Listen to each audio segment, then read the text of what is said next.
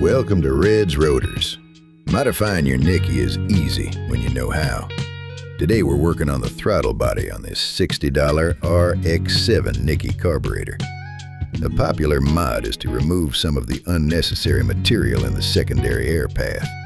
Once you've had an initial cleanup for handling, the goal here is to open up some more room for flow to feed an extended port motor. Starting with the oversized screws, and if you are brave, cutting out some material off the secondary throttle shafts, increasing the available airflow space by around 10%. The early 70s Nikki design were set up like this, as are the smaller primary butterfly and throttle shaft arrangement on this later model. With a marker, scribe where you want to make the cut before removing the butterflies, gently guiding them up, noting which way they seat back in. If you eject them along the correct path without rotating them, no force should be needed. And go easy cutting through the material. You don't want to upset the lower part now exclusively holding the butterflies, as there is some fear in permanently distorting the throttle shafts out of place.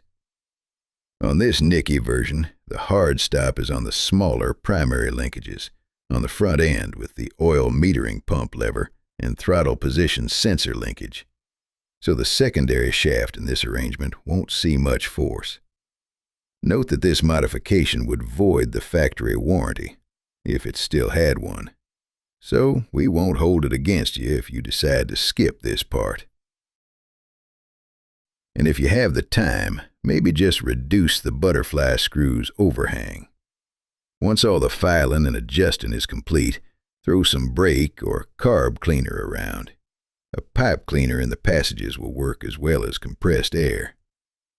Once clean, reassemble the butterflies, seating the first one so it seals as well as possible before moving to the next, lightly snapping them shut, listening for the crisp sound of the edges sealing the barrel.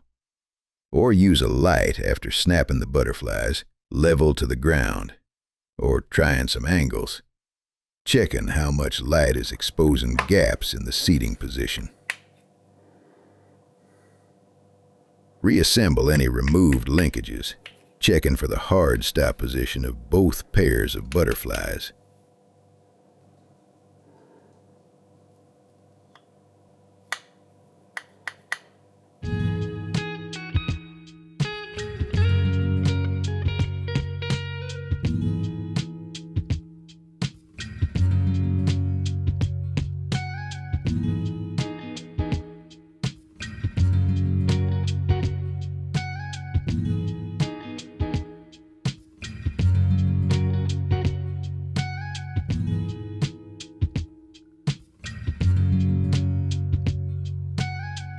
The larger secondary butterflies are not fully opening on Red's example and will need the actuator arm adjusted with a more acute angle. Some trial and error will be required, or maybe you'll fluke it on the first try. Having a few spare arms handy can also help work out the required angle.